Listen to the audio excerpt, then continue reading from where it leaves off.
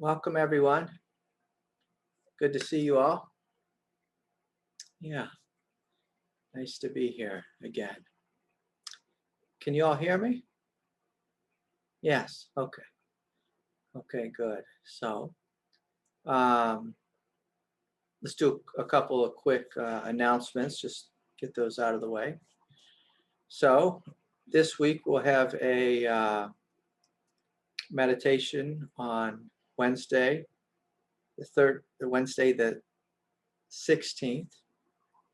No meditation on the 23rd, but I'll have one again on the 30th.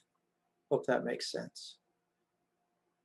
On the 27th, the schedule will return the same, and on the 25th, we're going to be having a retreat.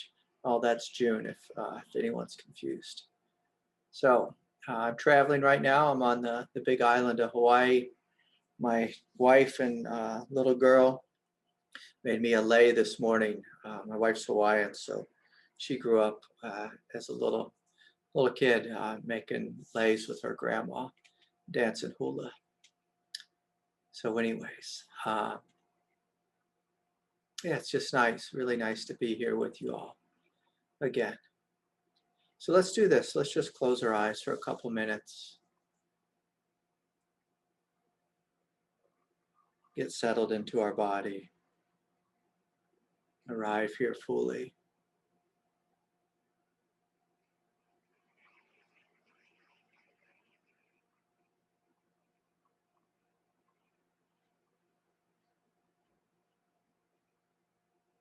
Just to begin to notice what is awake, what is alive.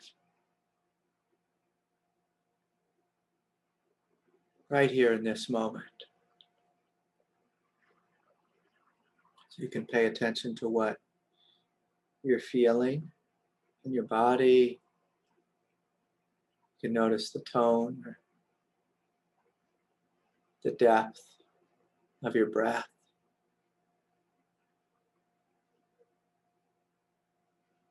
And wherever you're at with being human, I'm going to encourage you just to soften.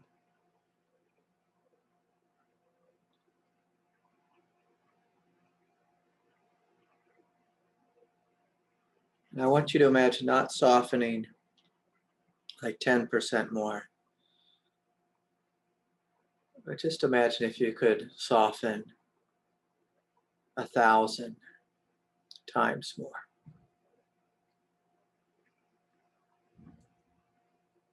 So just melting into the earth, melting into your bed, your chair, your seat, the floor.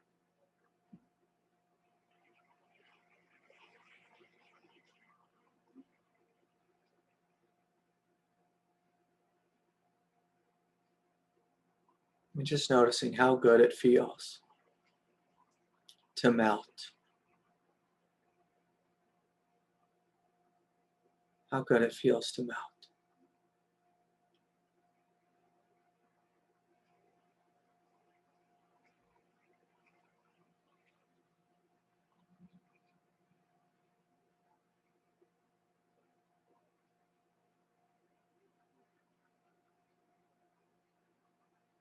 So softening deep in the belly,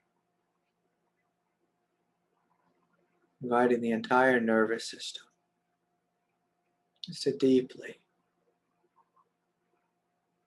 and fully relax.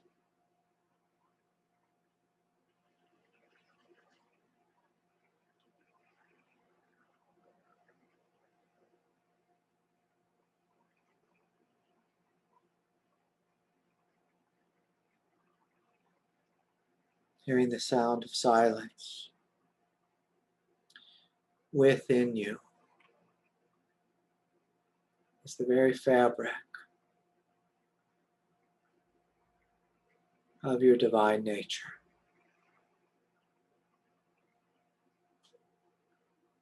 And noticing within this silence, there's room for everything. Aches and pains, there's room for thoughts, there's room for emotions, intention.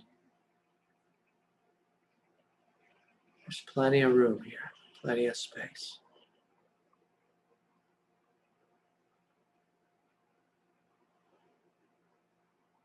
And if any energy is tight or tense and is wanting to unravel, then please let's invite that. Let's invite, again, a deep and profound letting go.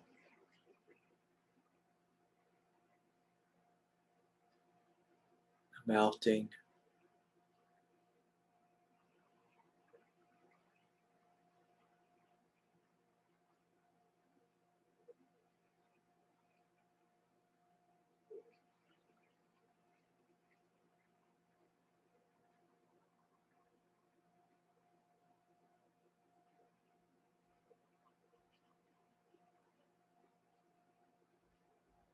And both the remembrance and the acknowledgement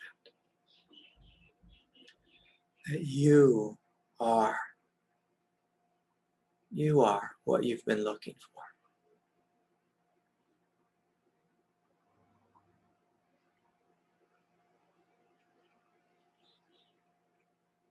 That you are divine, you are holy, you are brilliant. You are the very space of peace, light, luminosity. So giving yourself full permission to unhook from any thoughts that may be telling you otherwise.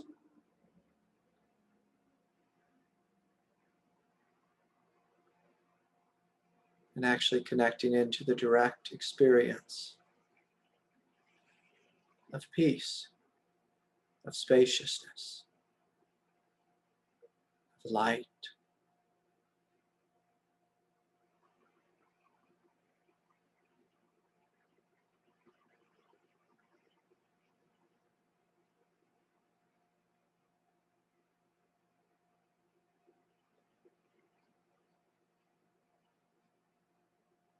So yes, very good.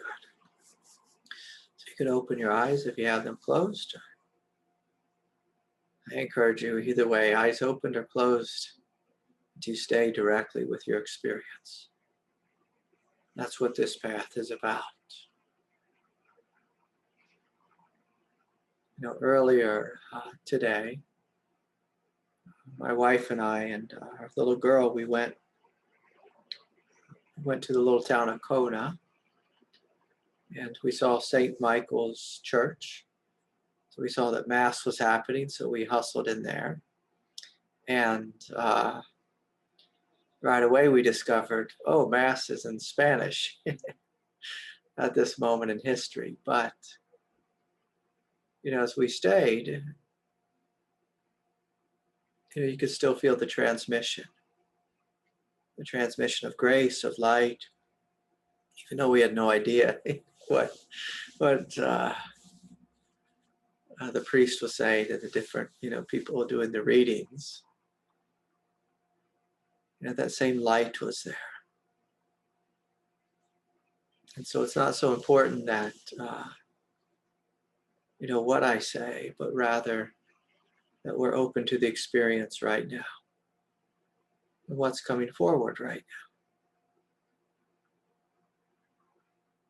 now. And this is what's important.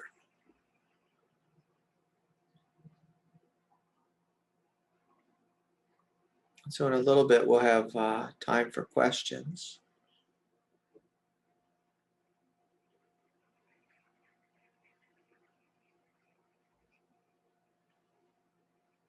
One of the things I wanted to share was just, you know, walking around the church. It was so beautiful, and this transmission of grace on the inside. Then we were walking around outside, and they had you know, little shrines, actually big shrines, Mother Mary and Saint Michael. And just all these beautiful reminders of the great ones. And the good thing about going to an old church is, you know, they also had a graveyard there, and you know, you saw the graves. And you know, when you visit a graveyard and you see, you know, like I walked in the the first thing I noticed was two little graves. And here, because of the lava and in the age of the church, the graves were actually above ground, or that they weren't very deep.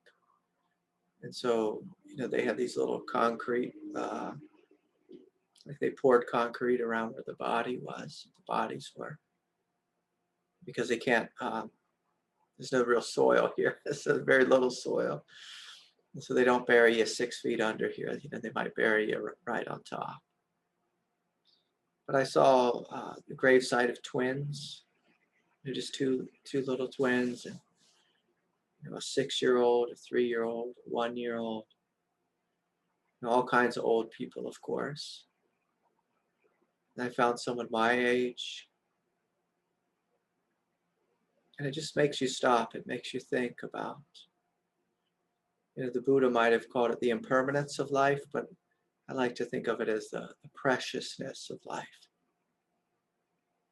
Just how precious every day is, every moment.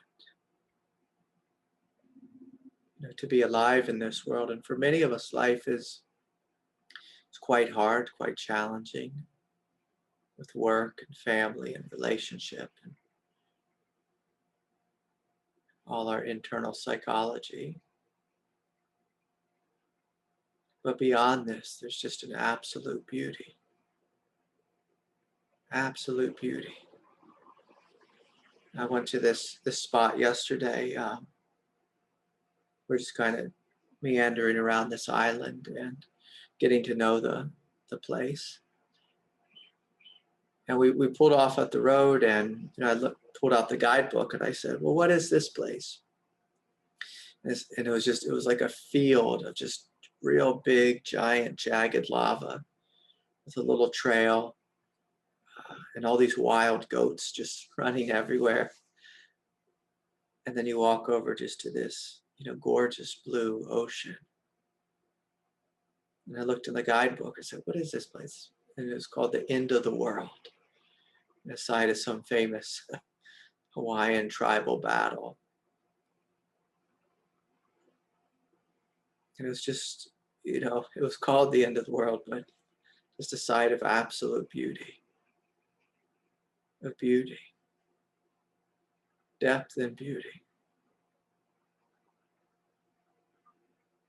And when we're awake, we can see this beauty in the same place that someone might call the end of the world, because it was cooked with fire and lava, wild goats, and all kinds of bodies, all kinds of Hawaiian bodies buried in this big battle once. I had the same experience when I visited the Battle of the Somme, just these farm fields on the border of France and I believe Germany. These rolling fields where I think in one day 58,000 soldiers died. And life here on planet Earth, it's wild for sure. We want to be awake to the wildness, the majesty, the beauty, and awake if something difficult comes our way. So it's important that we are not lost in the trance of our own mind. Trance of our own mind.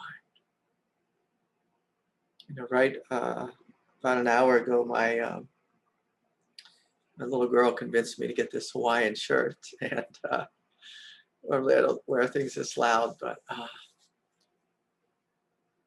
wanted to go into the dressing room and try it on first, see how handsome I looked. And she was the woman at the dressing room. She was just in an absolute trance, just staring at her phone. If we were speaking to her, she didn't even look up to respond. I think she didn't even know that there were human beings there talking to her. Just so lost in the realm of I'm gonna blame Instagram. And so we just walked in. So it's an important question to ask. Am I awake? Or am I in a trance?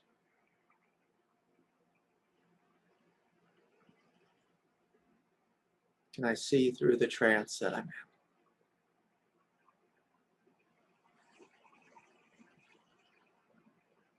Can I soften and melt and release myself from the trance? You know, some people,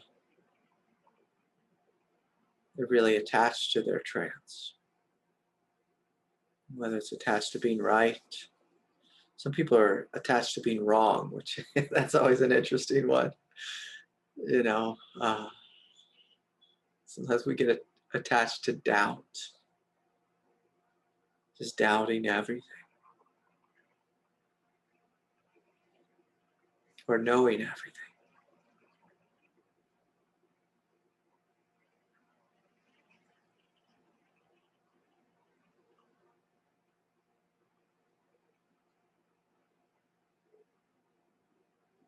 I'm feeling this call, you know, from the divine, you know, to move out here to the ocean here. I'm feeling called to these islands. My wife's really wanting to get back to her people,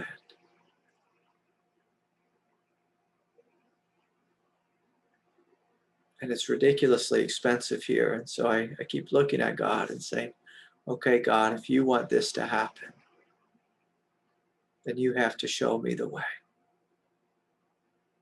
You have to show me the way.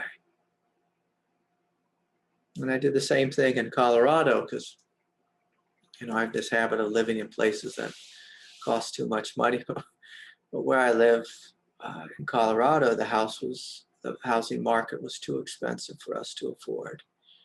And I said the same prayer. I said, Lord, if you want me to be here, you have to make it happen. You have to show me the way. And then at some point, the landlord who we were renting from, she went through a divorce and got really angry and just wanted to sell the house quick and cheap. And I happened to be living in it. And so she gave us a deal. This is how God works. You know, we have to be willing to be open to support and open to not knowing. So you follow the truth of where God wants you to be, where God wants you to work, what God wants you to do. Then it's important to challenge God if you don't see it falling into place right away. You know, if you tried the secret and you didn't get your $1 million paycheck right away, you have to call upon God and say, you show me how this works. But see, most of us, we don't ask God for help, but rather we ask our ego for the answer. And the ego's quick, quick with its response of how we should live or how, you know, what we should do. It's normally based in fear or desire.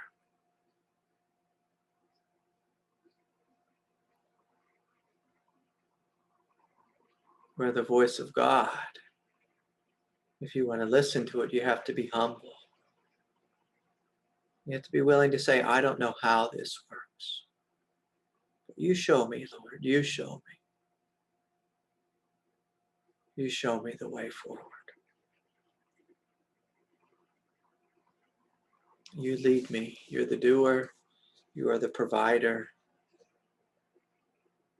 You show me how my life works. Many of us, we fight against life. Or we think, you know, if we go somewhere and we get hurt, we think we're cursed or that God is punishing us. Or, you know, I can tell you yesterday, you know, I went out, you know, and hopped in the ocean and hopped on a board and you know, was having a great old time. And then next thing you know, I got, slammed into a rock and was bleeding all over the place. And I looked at God and smiled, without a thought of punishment, but rather just having respect for the ocean. And see, our ego, it always wants to know how we feel, what I want. Am I comfortable?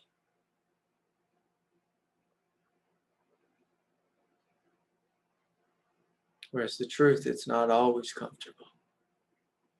Sometimes God takes us to places we don't know, we don't understand, that don't make sense. But the great question is are we willing to follow God's will, God's way for us? For us.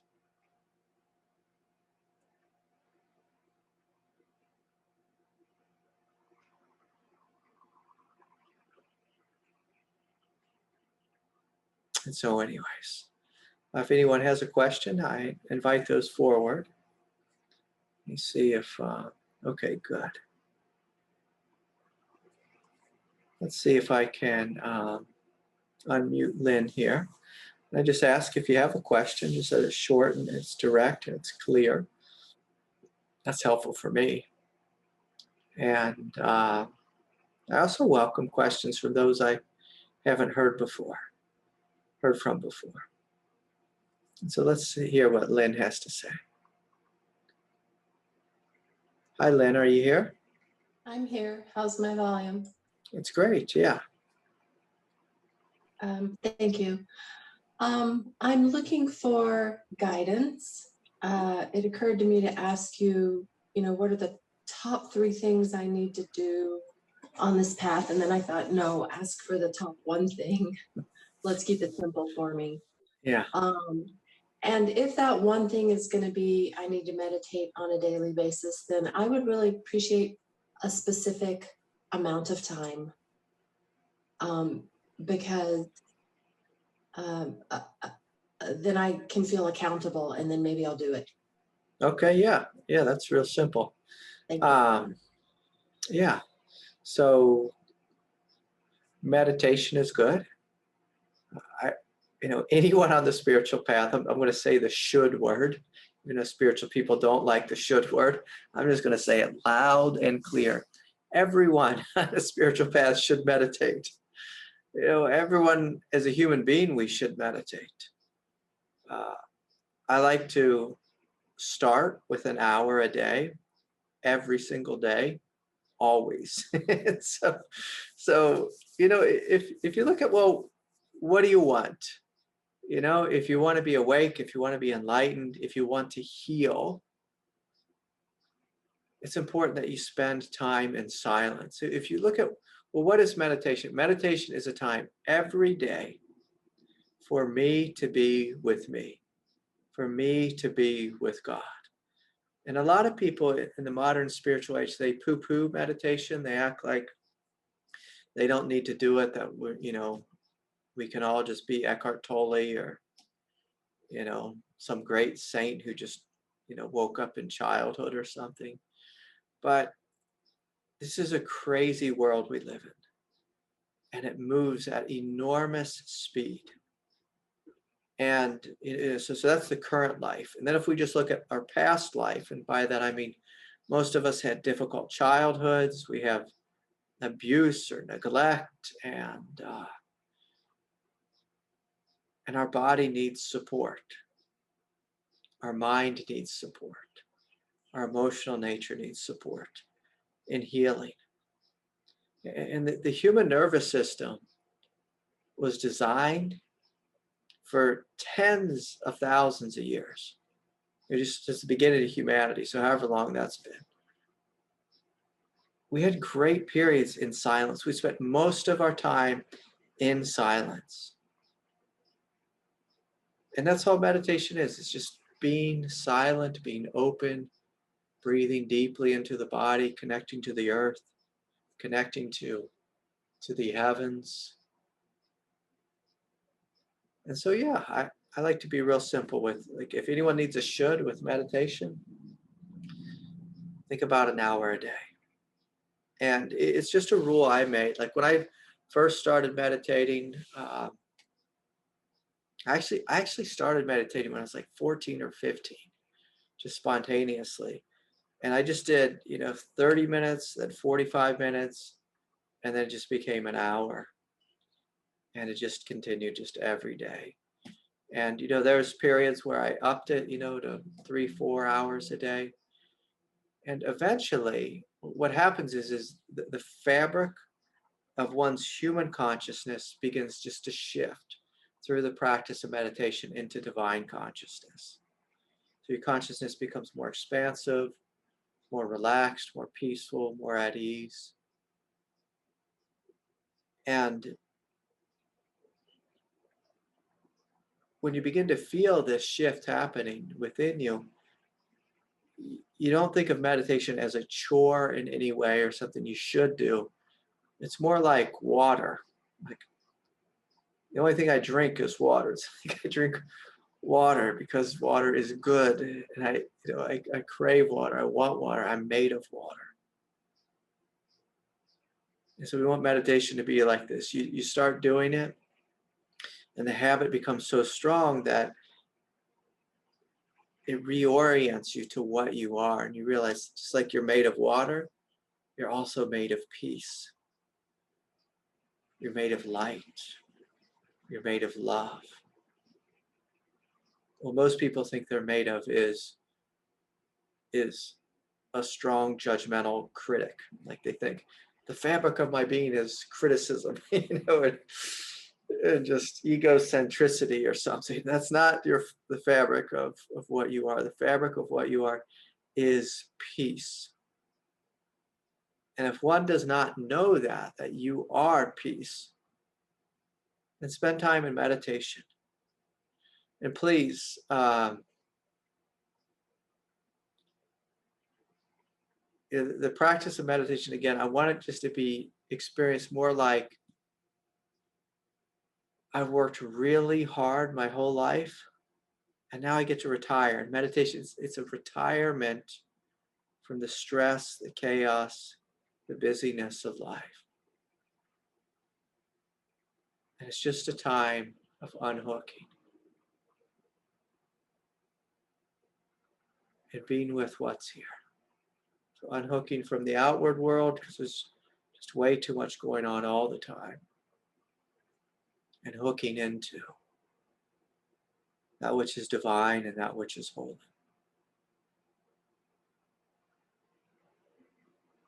And for most of us, especially if we've been ridiculously stressed out for our life, when we sit down to meditate, the thing we notice, right there at the gate to meditation, there's a friend will show up and meet us at the gate. And the friend will say, oh, I'm so anxious, or I'm so controlling, or I'm so freaked out, or I'm so fearful and scared. And it's important that we look at that friend, we include that friend, we breathe into that friend, we encourage the friend to relax. But it's important that we don't fight with that friend, because they'll be waiting there, for us. So, the gate to meditation is whatever our demon is, like whatever we've avoided. And see, you're smiling, and so you know what I'm talking about. So it's whatever we've avoided. And this is why people don't meditate, is they see their friend at the gate and they just run. They just run in the opposite direction. They say, I don't like that friend. He's mean, or he's grumpy, or he's old man, or whatever it is. And they're too much. I don't want to talk to them.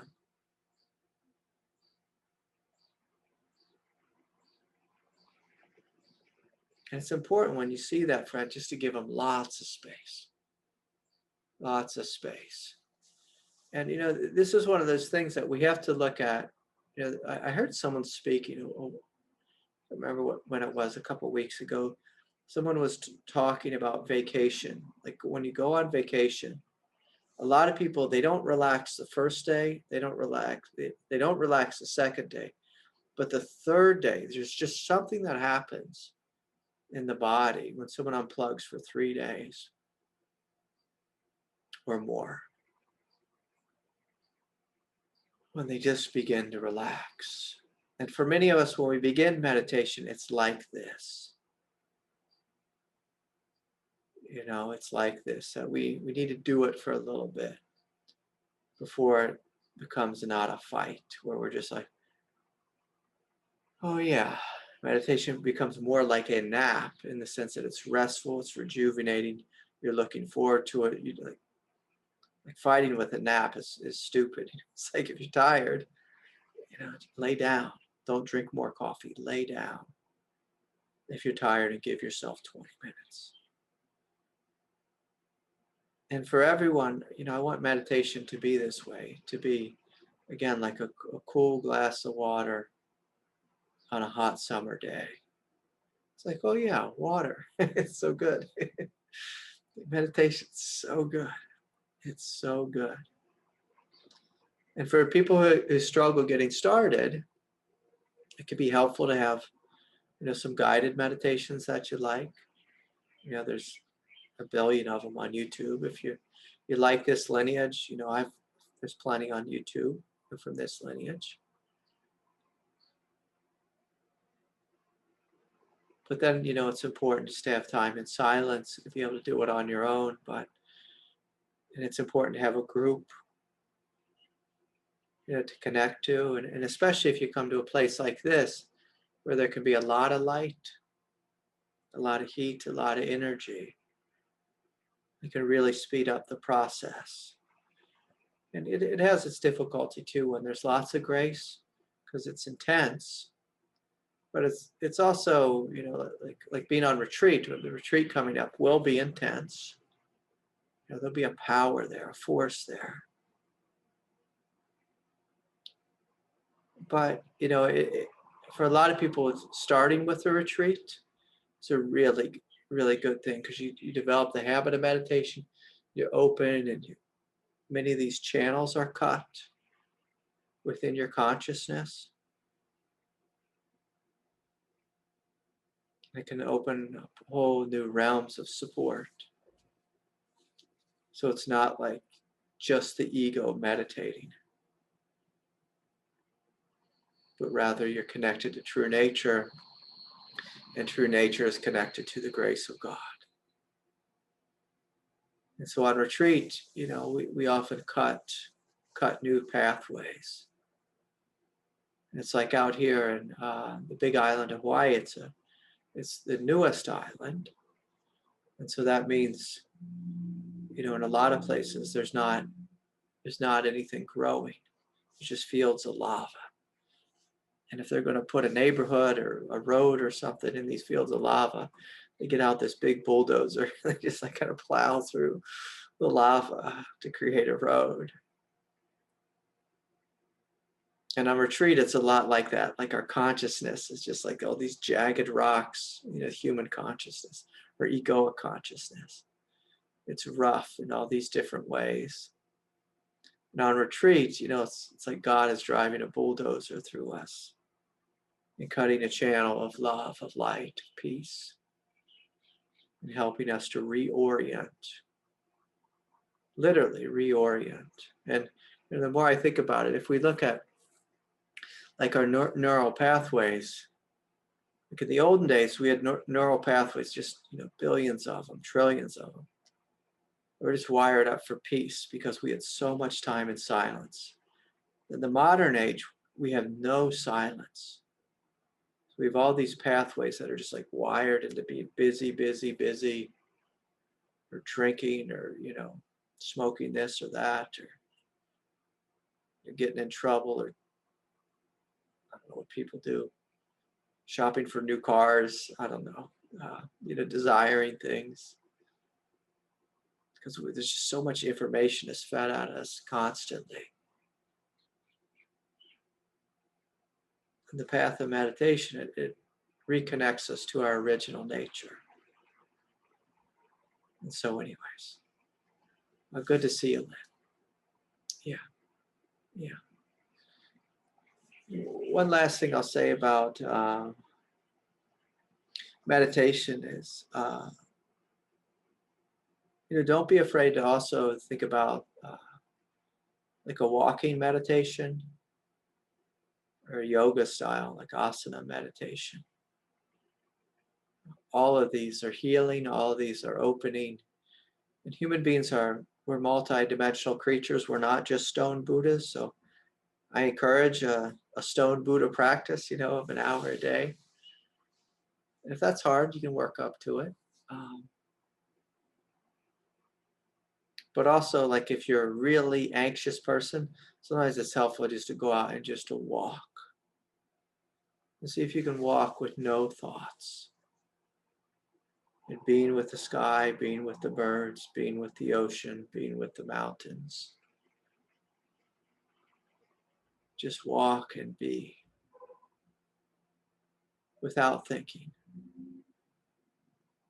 And if and when thoughts come, to see the thoughts like birds just floating through the sky, like there's a bird. But you don't have to get on the train with it. You don't have to get on the train. So walking can be good. And, especially people with trauma, walking meditation can be good. And of course, asana yoga is very good if you have a lot of trauma. Sometimes we sit down and we just feel like a pressure cooker. And sometimes it's helpful to do 10 minutes of yoga, 15 minutes of yoga, 25, 30 minutes of yoga, and then sit down for 30 minutes of meditation or an hour of meditation, depending upon how much time you have. So,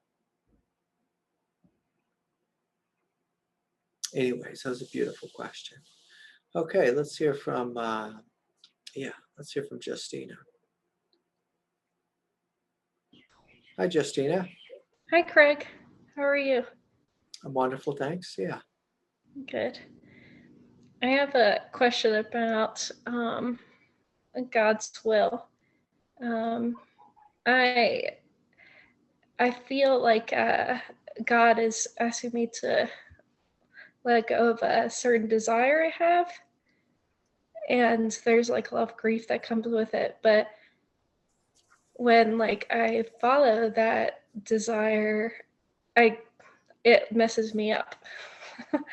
And I can tell it's like I have a feeling like, that I am, that God is trying to direct me and take me a different direction. And I'm just very strong-willed, and so when certain desires come up for me, I'll just like pursue them with like and I'm really stubborn, and it's really hard to certain things, for me to give up, or and then I guess I also like don't trust. So I think there's part of me that like also doesn't like totally trust that like God will like fulfill all of my desires and stuff, and so it's like I don't want to give up. I don't know if this makes sense, but yeah. No, of course it makes sense. I think we all know this question. Yeah. We all know this, and so I think the answer to the question. It's like the way forward is to follow God's will. And when we have an ego, and then we have God's will. It's similar to. Actually, thought about this yesterday. As I was out in the ocean, and in the ocean, it has really interesting currents in it. You can have one current that's pushing you forward, and another current like down by your feet or your ankles pulling you out. And I was having this experience. I was with my little girl, and I said, "Hey, you got to be careful. Like that. Don't let that ocean pull you out and drown you." And your ego will do that. It'll pull you out. and it'll drown you. It drowns us in trouble. I mean, it can literally kill us, like desire. People, chase their desires, to their own death, literally. There's people who stand on the edge of a cliff and, they're real desirous in getting a picture for Instagram. And then they step off the cliff, and whether they fall in the ocean or in the Grand Canyon or, it's happened more than once. And so you have to know which voice to listen to on the spiritual path. Which voice? Which direction do you want to go? And so God's will almost always will come with a feeling like of silence, of peace with it. Now there's just, truth, it just has this quality of just ringing true. It just, like when you hear it, there's like a silent depth to it. And see, that's the voice we want to listen to. The voice of ego tends to be loud, tends to be clingy. And like you said, it's not the way. And if we want to be awake here on planet Earth, we have to know which voice to listen to. Listen to the voice of desire, it'll take you into the land of ego. You listen to the voice of truth, it'll take you into the land of freedom. Now I will say this, that your true desires, so your true desires, not egoic desires, but your true desires are God's desires. So they're one and the same. So God doesn't necessarily want us to live a life of poverty, a life of celibacy, a life of, no relationship. Life wants you to live the fullest. The fullest. And sometimes, our ego has this vision of, like saying, desiring somebody or something. Think, gosh, I really want that. But then God will look at us and say, no, that's not the one. And if we listen to God's voice, no, it's not the one. We might have to grieve, which is beautiful that you're doing that. So you grieve, that's how you let go of desire. As you grieve it. So then you walk out into the realm of the unknown. And then on the other side of the unknown, you'll find that God is waiting there with something much greater than the petty thing you let go of. And that's the gift with grace, is it's always better than anything the ego can provide. It's always better. But like you said, well, I'm stubborn. And so it's like, are you willing to surrender your stubbornness? Are you willing to surrender your stubbornness? So being stubborn is a great thing on the path in regards to spiritual practice. Like me, I've always been stubborn with my practice. I meditate this long every day. I'm stubborn that my life is about God, not about, football, whatever people chase. My life is about God. So I'm stubborn about that. Like I know who I am, what my life is about. So it's important in the realm of Tantra, you channel your gift of stubbornness into what you actually want. Not what you think you want, but what you actually want. And the good news is, because the power of God's will, like even if you think you're supposed to let go of something and God doesn't want you to let go of it, like God will bring that thing back to you. It's going to be unavoidable. So you really can't make a mistake in this department. You really can't make a mistake. What's meant to happen will happen eventually. eventually. The only thing we can do is we can slow things down, by keeping a foot on the brake. And so I encourage you to walk in the direction of what you know to be true. Walk in that direction. But it's important that you make it to the other side of grief. When you make it to the other side of grief, you don't even think about the thing you were missing.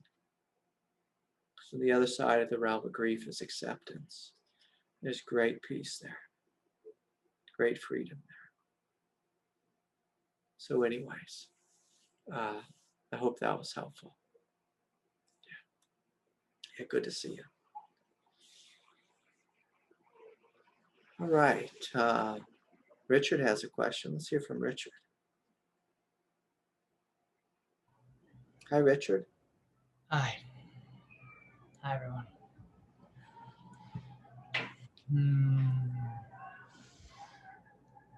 Okay, my question. I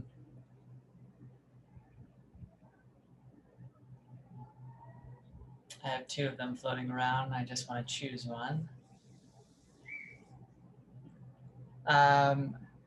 So, hey, real quick, matter of business. We have meditation this week or not this week? Not this week, but next week? I'm feeling confused myself. I think there's a meditation this week. So there's a meditation this week, but not next week. There's no meditation on the 23rd. There we are. That's what I needed. Cool. So that's next week. Just let's think. There's always meditation except for on the 23rd. Right. Cool. And we'll still be meditating, just not yes, live streaming.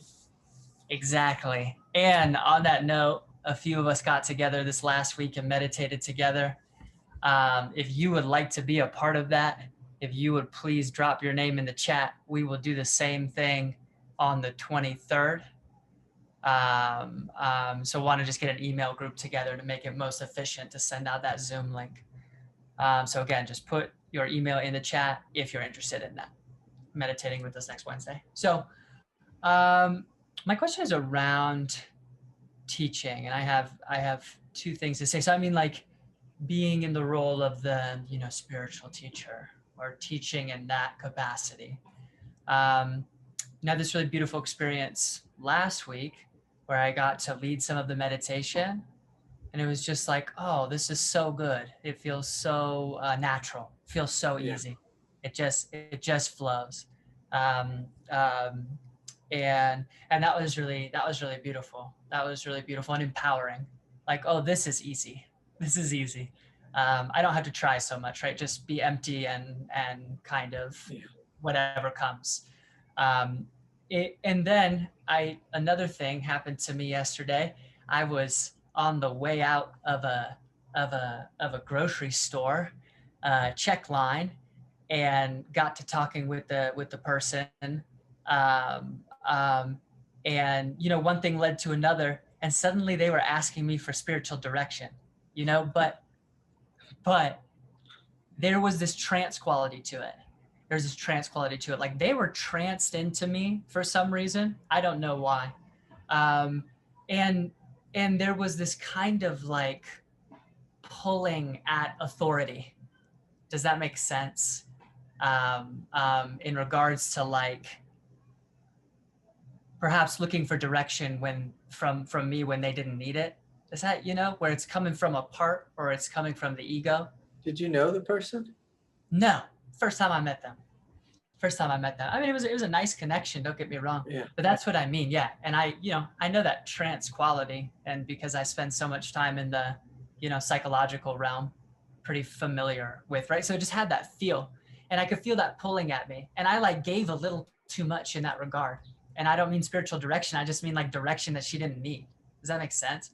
When perhaps I should have just put it back on her. Like, hey, no, you know what you need. You're going to be totally fine. And so what I'm asking about is dealing with those dynamics with folks. Does that make sense?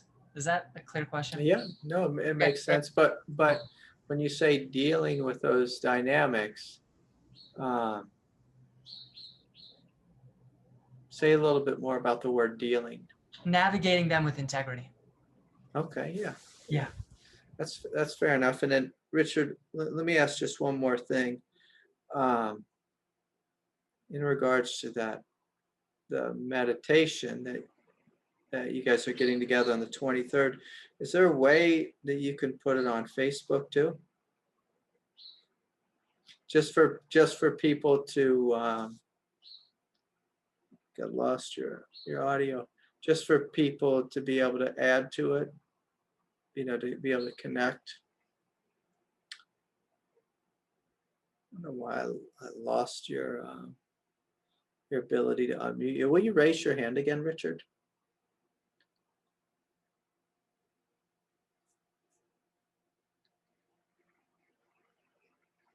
Cool. Thank you. Yeah, I muted myself because I do that. Okay. Questions. Where on Facebook would you like us to put that? You'd either put it on my page or yours. Yeah, great. So we can post to your page with that link as well. Yeah. That sounds excellent. Yeah, Yeah, no problem. that'd be good. If people want to get together and meditate, I think that's a good thing. Yes. Yeah, good. And so basically the question is about how do I navigate with integrity? People that are being spiritually clingy in one form or another. Right. When those just dynamics come forward, those looking for a spiritual parent, looking to an authority figure, all the young developmental stuff. Yeah. Okay, good. So that's actually a big question. So there's a couple things there. Anytime that we're coming into the flow, and I don't care if we are, Michael Jordan or a Potter or a spiritual teacher. To me, I don't put spiritual teachers on pedestals. I think of just being in the flow. So whether you're, a master at jujitsu or a master chef, like right outside my door here, there's a chef, and he has a line that's like 2 blocks down the street. They're standing in line for, my wife keeps telling me how to pronounce this. I think it's poke or something. It's like raw fish or something. I may have been pronouncing it wrong. But, he's a master at his craft. And so he's in the flow of what he's doing. And so he has to live and respond to his situation of what, chopping up raw fish, to the highest degree of integrity. And this is just a question of are we willing to listen to the truth as it presents itself in us. And it's important not to have like an idea of how I need to respond in every situation. So like sometimes when people are needy, say in a parental way, sometimes it can be helpful to let them play the game with you for a short period of time. And that actually builds a trust within them.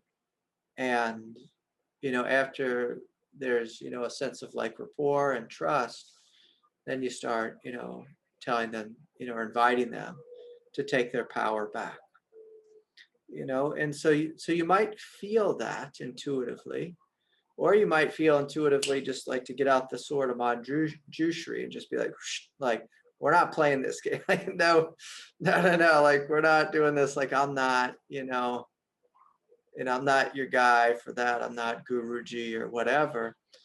And, to be honest, I rarely think about how to be with anyone. In fact, I'll even say this. I never think about how to be with anyone.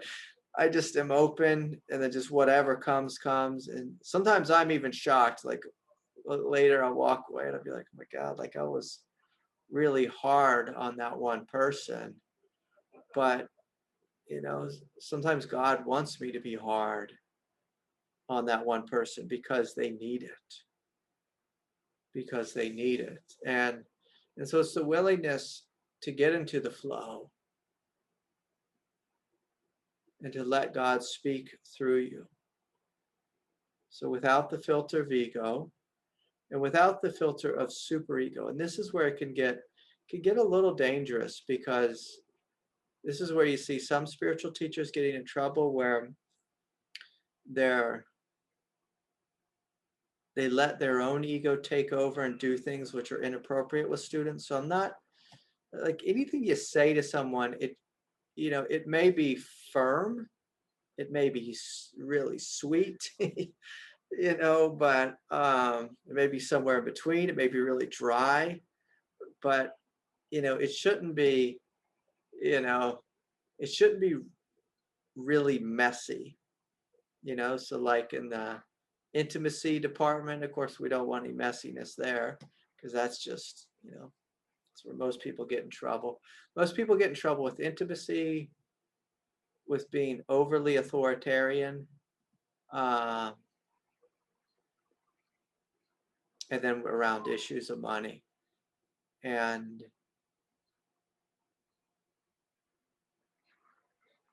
my feeling is, like, as long as we're not messing too much with those departments, we're probably going to be fine, even if we say the wrong thing. Even if we say the wrong thing. And part of being open and being in the flow is giving yourself permission to fail and just to do what you're doing, like question, like, did I do the right thing, or I don't know, and how did I feel about it? Like, did it feel good and true? Like normally after when you're in the flow, whatever comes out your mouth, if it's in integrity, and oftentimes you won't think about it again. It'll just be like, I had this interaction and then it just disappeared, if it's in integrity. Now, I will add the little caveat there, unless you have a gaping, like, massive shadow, which is eclipsing the whole thing, but let's assume that's not there. But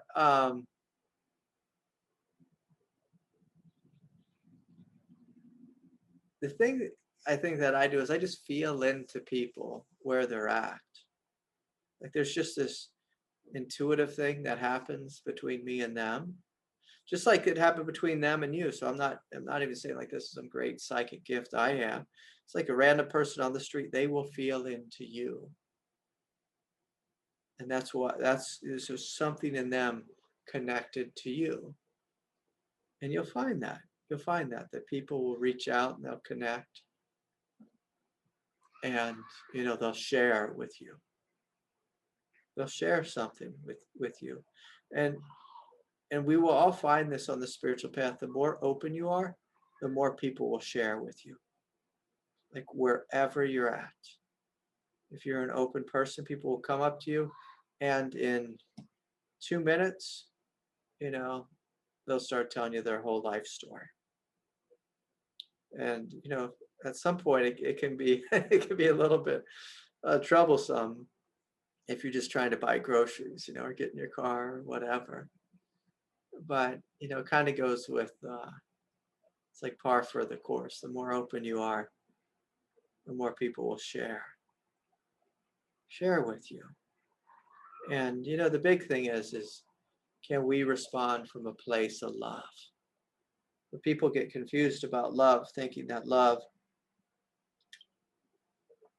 always looks like a lei, just a crown of beautiful flowers. Love doesn't always look like that. Sometimes love, it's like that. It says, hey, you need to sort this out for yourself. You can ask sweetly, like, well, what do you think? What do you think?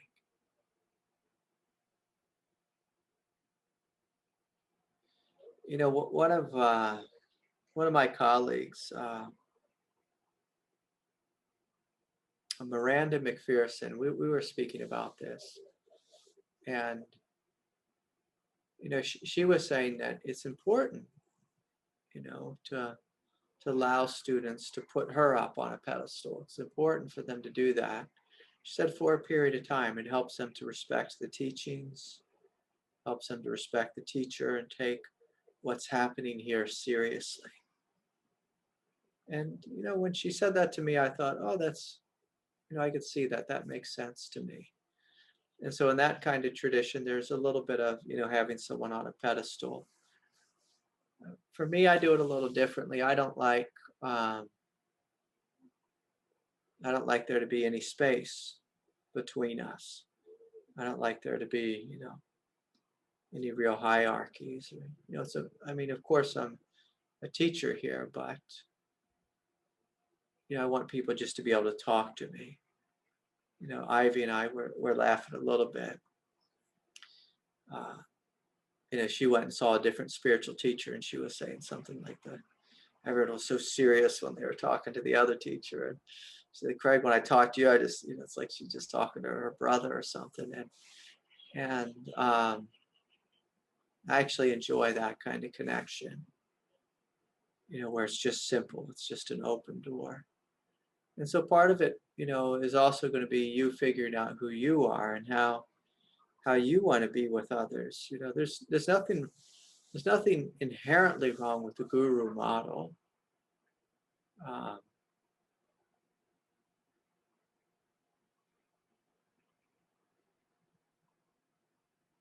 Like when I studied with the Tibetans, like you walk in the room with the master, and it's like there she is, and she's up on this, she's sitting in a seat that's fit for a queen. Just this massive throne, a lion throne. It's got all this ornaments and like literally like a lion fabric on it or something. It's like, I mean, it's just wild. But you walk in that room and there's something serious here. Like all eyes are on the Lama, and she's business. Like we're not coming in on our cell phone, or we're not, like in this kind of environment, people could potentially be listening to me a little bit and clicking around, and visiting other rooms around the internet.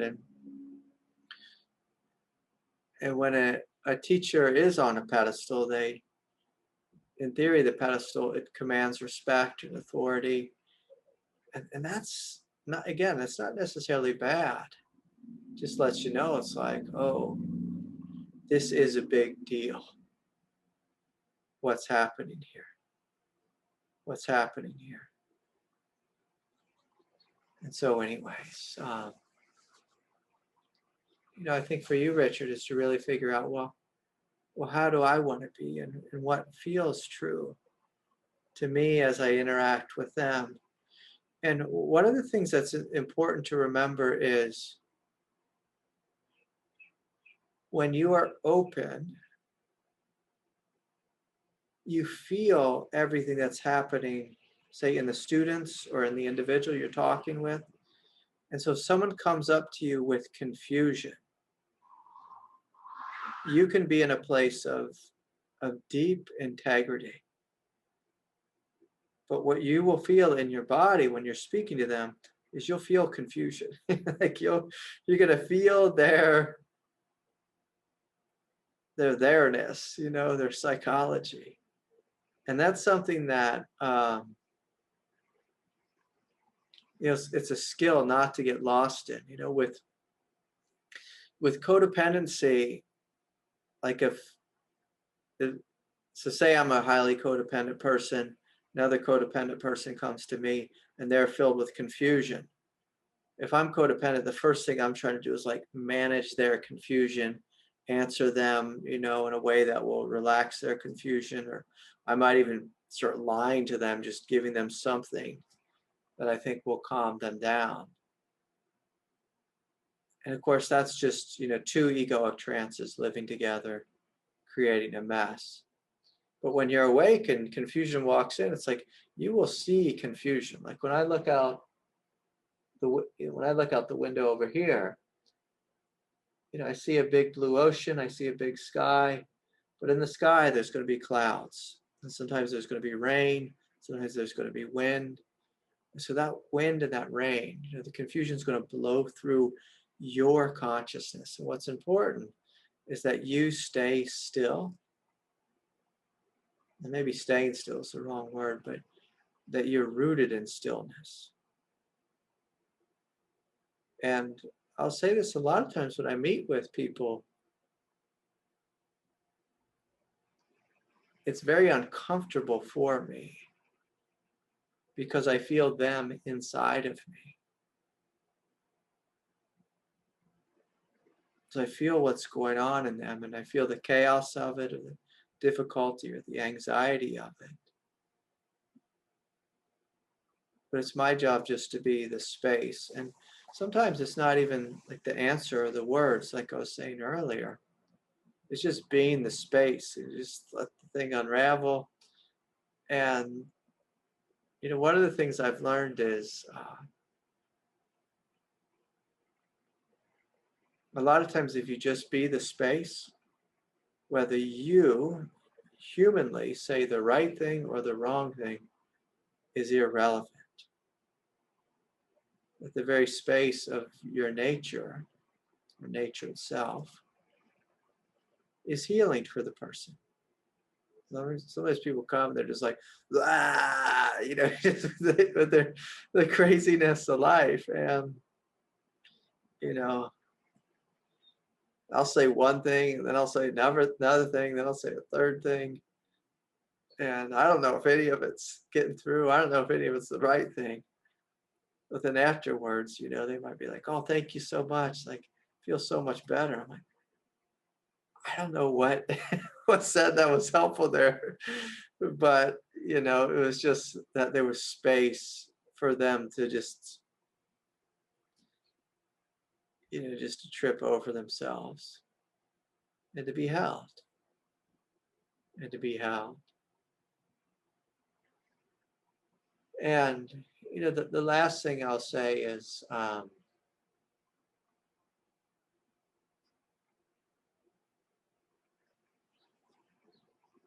you know, if there's no answer, or if they're just a mess, you know, if they're just going through something, you know, way outside of the realm of what we can do as a human.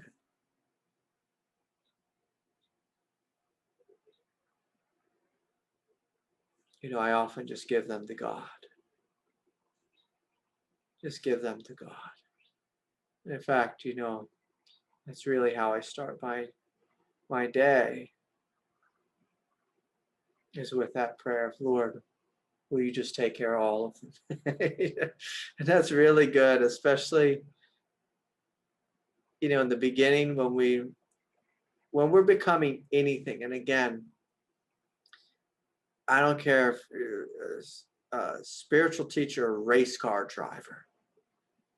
When you first jump into our new role, the ego, it gets like all amped up, like I'm doing this, I am this, I'm the fastest race car driver ever, the best spiritual teacher ever, whatever it is. You know, the ego just puts on the costume, it really takes it on.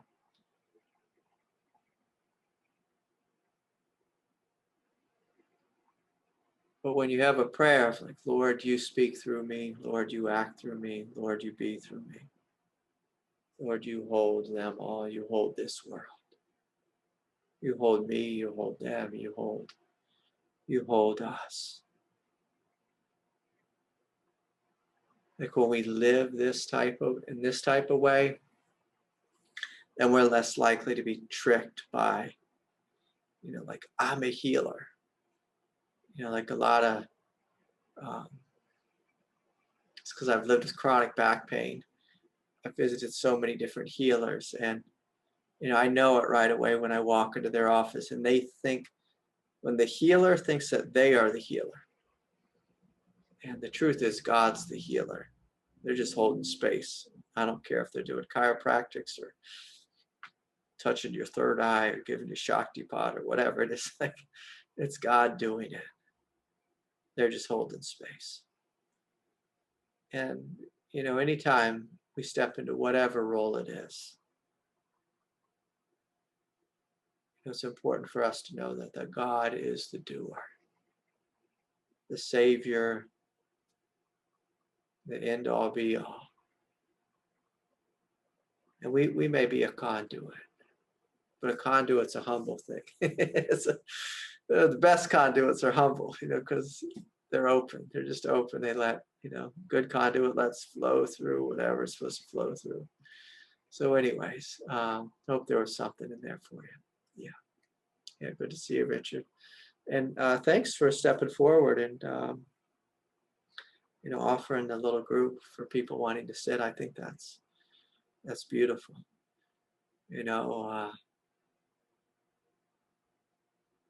Wherever two or more are gathered in my name, I will be there. Like, that's such a beautiful thing. And I can remember when I first heard that, I'd get together with friends and different members of our Sangha, and we just meditate. It's just so sweet. It's like, oh, look, there's two of us, and there's all this extra grace flowing into the room. How beautiful is that? How beautiful is that? So anyways, good. If anyone else has a question, you can bring it forward. And I had a fun question someone emailed in, and it contained the word UFO, so that got me really excited. Let me take a look at this question.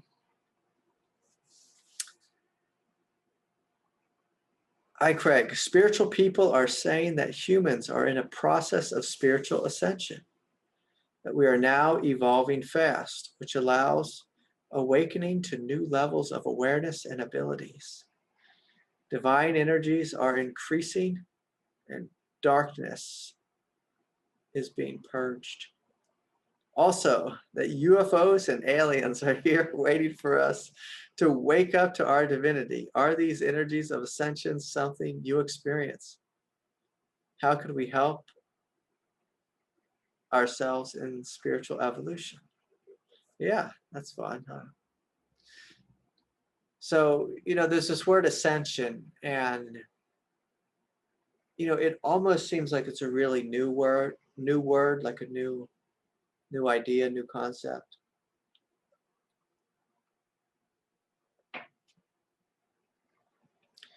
But evolution has been happening since the beginning of time.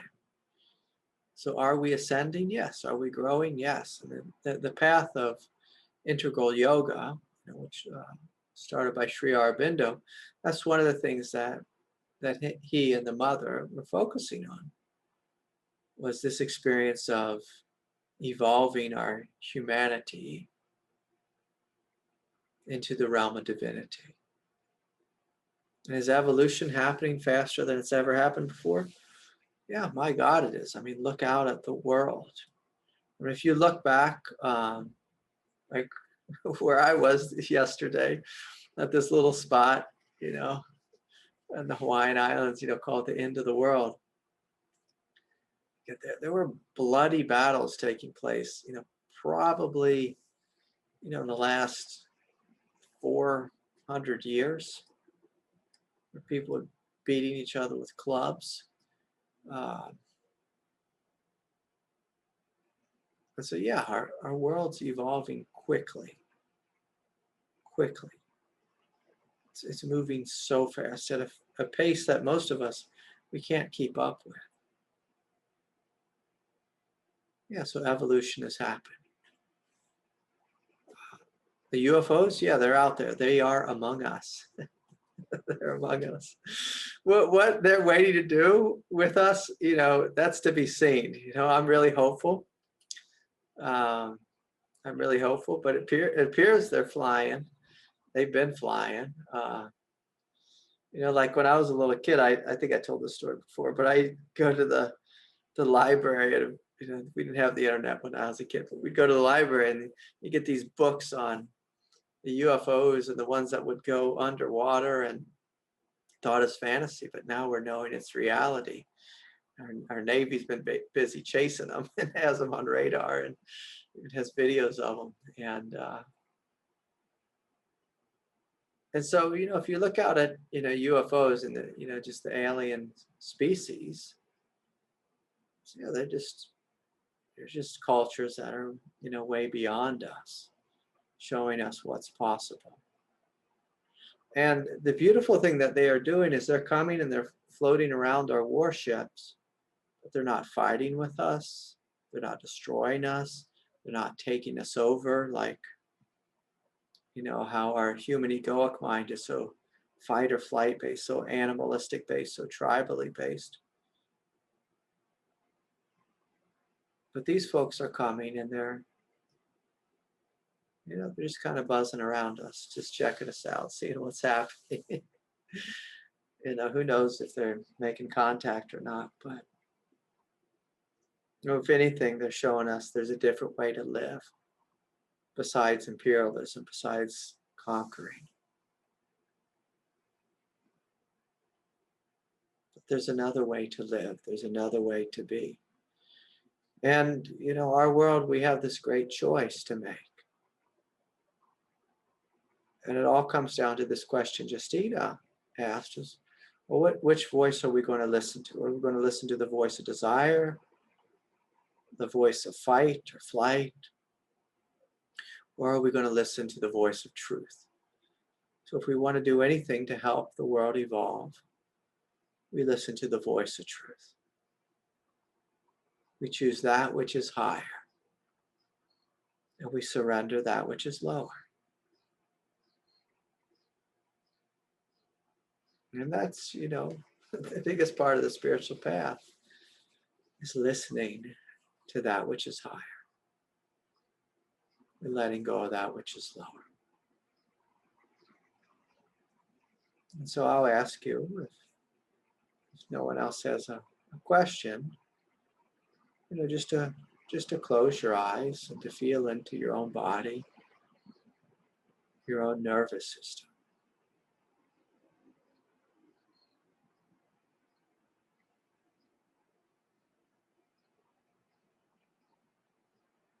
And just to ask yourself, what's higher that's wanting to come forward?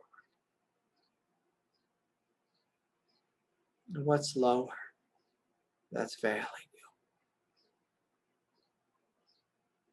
So what's lower? What's wanting to be released?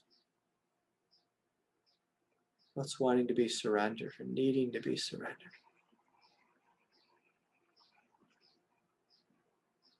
Can I breathe deeply and fully and begin to release and let go of that which I do not need?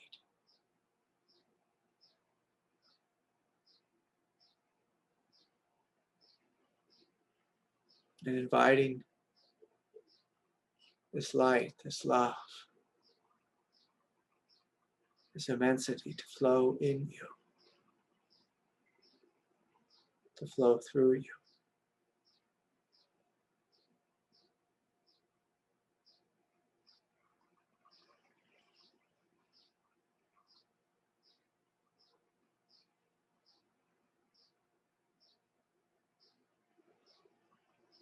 So softening, opening, releasing. And oftentimes it can be helpful to forgive yourself for the places inside where you're attached, where you're holding too tightly, to soften up, to loosen.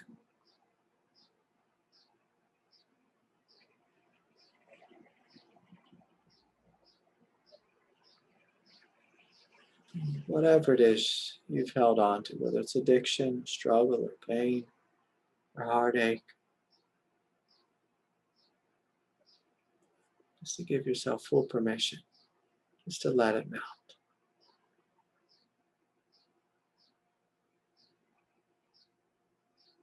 Let's call forth the grace of God to speak through us, to act through us, to live through us, to give us a greater vision for our life. A greater vision.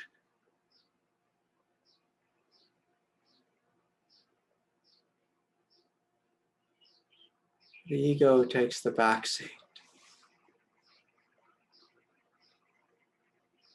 And truth is in the front seat, guiding the way.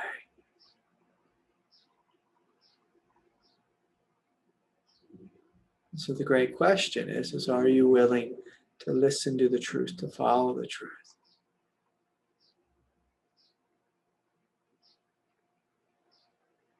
Can you breathe deeply into your belly? Connect with the courage of Buddha nature.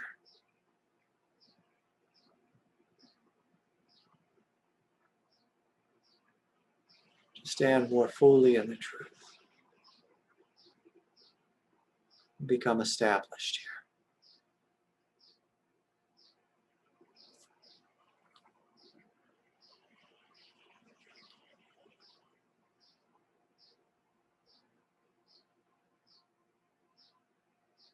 So I would invite you just to open a little bit more fully.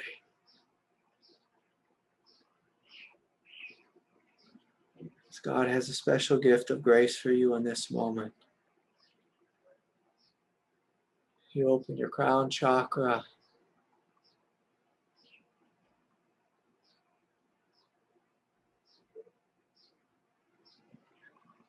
Give yourself permission to be more receptive to what's here.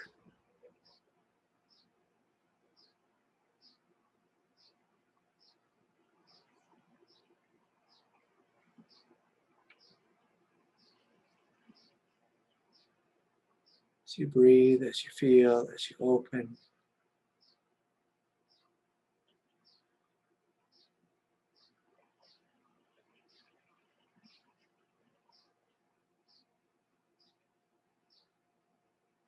And receive this greater light.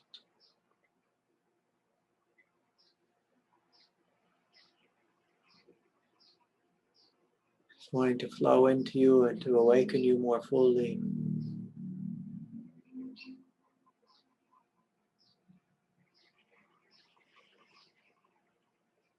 To uplift you out of any realms of darkness.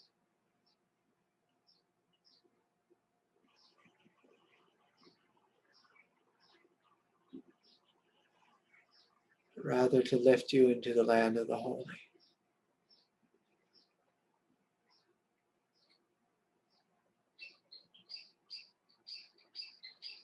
For you all are the holy ones. You all are the holy ones.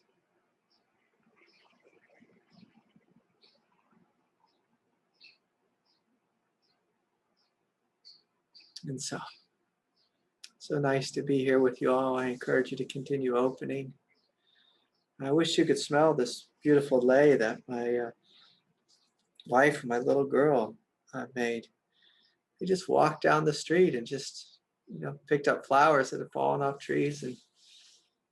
And my wife, she about broke down in tears. She says this little Hawaiian girl, she would make leis all day with her grandma. I think it really touched something in her soul. Maybe one day soon, hopefully, we'll be able to have a retreat here in Hawaii in real life. In real life. So that's my wish, that, you could all come and something like that would be possible. And so in the meantime, I'll see you on Wednesday. I'll see you on Sunday. And hopefully I'll see you on retreat. And just a quick note, I know I've been getting a lot of emails and I'm backed up in those. If you're struggling, please know my heart's with you. And I invite you to open yourself to the grace of God. Let yourself be held and loved and supported. So much love to each and every one of you. Goodbye, everyone. Bye for now.